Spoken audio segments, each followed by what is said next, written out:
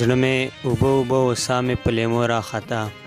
زړه مې اوبه اوبه و ساه مې په لیمو راخطا زه هم ژوندی وم ستا خندا هم له سلګو راخطا د یو نظر یې چې دعا کې دا چې مخته راغله د زړه درزا مې په ایمان چې له کلمو راخطا. سلامونه، نیکی هیلې او احترامات مې منئ. د بیا هغه ماښام خپل قربا صاحب دین شوګیر له طرفه سلامونه واخلئ. هیله لرم چې ټول مینوال به روغ جوړئ، د صحت جامې به مو په تن وي، خپله به ژوند کوئ او نور خلک به ژوند ته پرېږدئ. ناست یو د تاجوړ علاقه ده، دلته مستحیل چې ناست یو راسره ناست دی ګران ملګری قمر زمان بیټنۍ صاحب چې کوشلی شاعر ده، د نوجوان کل یو کوشلی نماینده شاعر ده. نو وخت مو نه راځي په لور باندې تاسو سره یې لنډ تعارف کوو. قمر زمان صاحب تاسو ته خپل پروګرام چې نیکې هیلې او احترامات وایي ملګرو سره خپل لنډ تعارف کوو. مننه شوګیر صاحب، تاسو په دومره کړاو او دومره سختې ګرمۍ چې دا دلته راتللو باندې مننه کوو چې یو پروګرام را جوړ کړو. ما تعلق له بیټنو سره ده، پاخیل کلي نه کوم اصلي هغه مشر ده، کوم اصل مشر ده او دومره قدر تعارف مه دا څه ډېرې کیسې نسته. له کوهاټ پوهنتون نه مې په انګلیسي ژبه کې ماسټر کړی ده او نور خو به زه یم چې شعر په ژبه خبره شئ، کیسې ډېرې نسته تعارف. ډېره مننه ملګرو، وخت مو نه ښه نه راځو د قمر صاحب بیټنۍ شاعري په لور، ځکه چې ملګري به یې لیوالی نو ده ته خواسته چې خپله خوږه شاعري سره شریکي. څو شعرونه دي چې د درنو خلکو پیغوره یا د نن زمانې شوره، د درنو خلکو پیغوره یا د نن زمانې شوره، د دنیا له تورې خولې مې خدای وساتې تر ګوره، او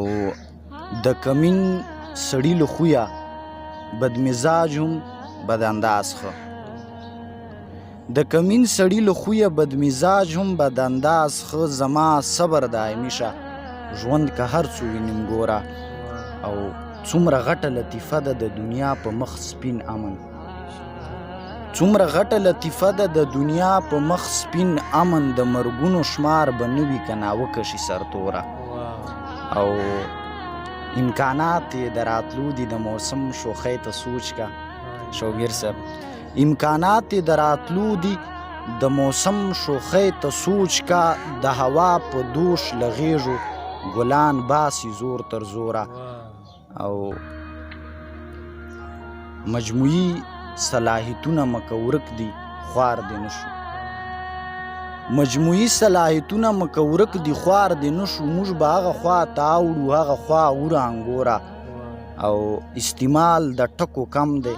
د ضمیر ویښول غلا ده، استعمال د ټکو کم دی د ضمیر ویښول غلا ده، د کڼو په خاریه کې څه پیغور د ساز او شوره. شوګیر صاحب یو وړوکی غوندې نظم ده که تاسو اجازت وي در سره شریکوم به چې زمانه دا په کتارونو کې سړي ویني،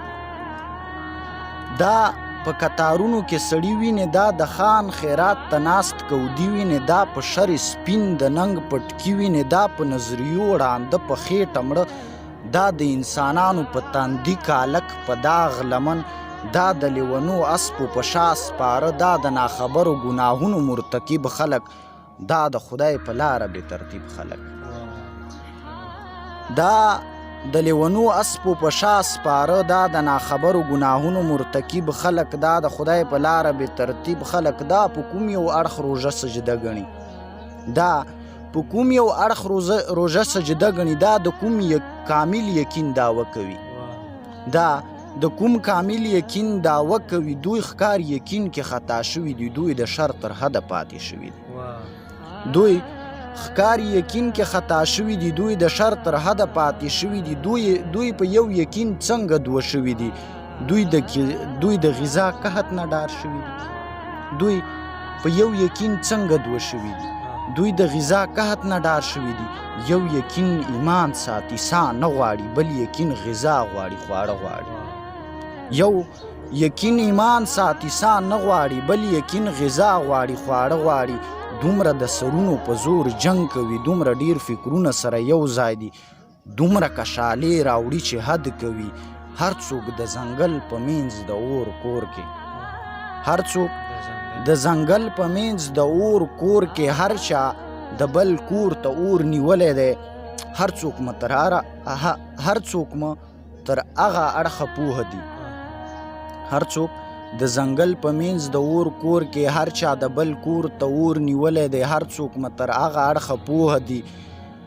هر چا د قیامت ډیګرۍ اخیستې دي هر څوک ځان له غټ غټ فرایض ساتي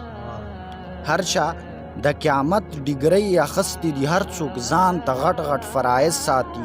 یو څوک هم په حال کې کیسه نه کوي هر غټ په حال سترګې پټې کړې دي اور ویني له اوره جوړ د کور په وره شر ویني د حق ژبه ګونګی ساتي دومره غټې سرې تورې تیارې راغاړې وتې دي هر سړي له ډاره نه ساګانې بندې کړې دي مننه یم